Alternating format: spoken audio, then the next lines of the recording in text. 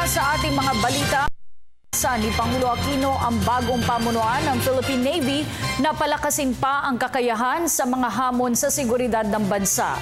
Sinabi ito ng Pangulo sa kanyang panguna sa Change of Command Ceremony ng Hukbong-Dagat sa lungsod ng Maynila. Kaugnay nito, tiniyak ng Pangulong Ninoy Aquino ang pagpapatuloy ng modernisasyon ng Philippine Navy Fleet. Tiwala rin ng Pangulo sa defense posture ng AFP, partikular na ang hukbong-dagat sa pagtatanggol sa mga teritoryo ng bansa. May ulat si Rocky Ignacio mula sa Maynila, live. Maraming salamat. Ipinaabot nga ni Pangulo Aquino ang tiwala sa kakayahan ng Armed Forces of the Philippines kasama na ang Philippine Navy para ipagtanggol ang seguridad ng bansa. Ipinahayag ito ng Pangulo sa ginanap na Change of Command at turnover rights ng bagong flag officer in command na si Rear Admiral Cesar at retirement ceremony ni Vice Admiral Jesus Millan. Narito ang naging pahayag ni Pangulong Aquino. Sa lagay kasi ng panahon, nariyan ang DOST Pag-asa pagdating naman sa seguridad ng bansa. Napapanatag tayo dahil nariyan ang buong pwersa ng ating sandatang lakas, kabilang na ang hukbong-dagat ng Pilipinas. Batid ninyong napakaraming hamon sa ating bansa. May mga problema tayong minana, mayroon tinutugunan sa kasalukuyan at mayroon din mga dumarating pa. Bilang Pangulo, kailangan ko itong sagutin bago pa iharap sa akin. Kailangan itong tugunan, hindi mamaya na, kundi ngayon na. Isang halimbawa na lang ang naging misyon noon sa Ayungin Shoal. Nagkaroon ng pagtatangkang harangin ang paghatid na makinakailangang supply ng ating mga kawal na nakadestino sa BRP Sierra Madre. Ang tanong sa mga panahong yon, paano natin ito lalabanan? Di naman kailangan. Ang mga barkong humaharang galing sa isang bansang di hamak na mas malakas ang kakayahang pangmilitar kay. Kung ikukumpara nga, hindi bababa sa dalawang modernong sasakyang pandagat ang meron sila sa mga panahong yon. Tayo naman po, may dalawa rin. Pero mga fishing vessel po, na once a time po ay bago rin.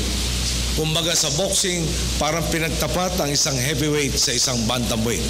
Di po ba't malinaw na hindi patas ang laban? Pero alam ninyo ang nangyari. Mission accomplished ng Philippine Navy. Tagumpay ang paghahatid natin ng supply sa Sierra Madre. Deado man tayo sa sasakyan at kagamitan, ang ating mga makawal hindi nagkulang sa tapang, diskarte at paninindigang tuparin ang tungkulin at ipangtanggol ang ating karapatan.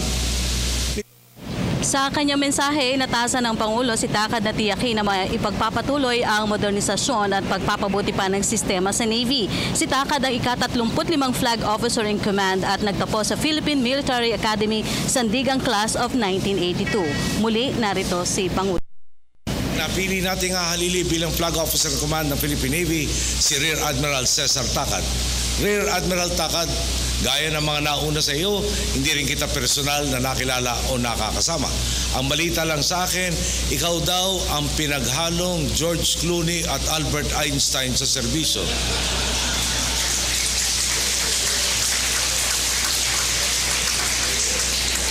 Sabi po nila, dahil sa celebrity look mo, marami raw ang nagpapaselfie sa iyo. Itinuturing ka ring henyo dahil sa talas ng isip mo, partikular na sa mathematics. Pero na makapareham kita, isang pambihirang katangian ang makita kong higit na ang ibabaw sa iyo, ang pagiging simple at mapagkumbaba. Rear Admiral Takad, di biro ang bago mong tungkulin, masalimot ang mga pagsubok na hinaharap ng ating bansa. Kailangan mong balansehin ang kapasidad ng ating hukbo sa pagtugon sa mga banda sa ating seguridad. Tiwala naman akong tulad mo sa puntong ito. Hanggang sa puntong ito ng iyong karera, higit ka pang magpapakitang gilas at titiyakin mong susulong ang Navy Strategic Sail Plan 2020 ng ating hukbong-dagat. Ayon pa sa Pangulo, halos lahat ng kanya itinalaga sa Philippine Navy. Lahat daw ito ay nagbigay ng kakayahan sa pagganap sa tungkulin. At sa huling pagtatalaga niya bilang Pangulo sa bagong pinuno ng Navy, naniniwala siya na maipapatuloy nito na ang pagbibigay proteksyon sa bansa sa abot ng kanyang makakaya. Kasunod nito, pinasalamatan rin ng Pangulo si Millan sa mabuting trabaho nito sa Philippine Navy. Muli, narito si Pangulong Aquino. isang biyaya mula sa Panginoon. Ang makatuwang, ang magigiting na pinuno ng ating uniformadong hanay. Kung tutusin, mula kay Vice Admiral Alex Pama, kay Vice Admiral Jolo Alano, hanggang kay Vice Admiral Jess Millan, bago sila may talagang pinuno ng Navy, hindi ko sila personal na nakilala. Hindi ko sila nakasama o nakatrabaho. Pero nakita niyo naman, lahat sila buong loob na pinunlad ng ating hukbong dagat. Imbis na maging pabigat, naging kabalikat natin sila sa pagpasan at pagresolba sa mga pagsubok na ating sinuong at hinarap. Ito nga po ang huli kong pagpapalit ata sa Philippine Navy bilang inyong Commander-in-Chief. Ang totoo po, kada change of command ceremony na pinangungunahan natin, magkahalong emosyon ang aking nadarama. Paghihinayang dahil eto't dumarating ang panahong may mahusay na pinunong kailangan magpaalam sa serbisyo. Sa kabilang banda naman, nagagalak ako sa pagpapakitang gilas ng ating mga iniluluklok.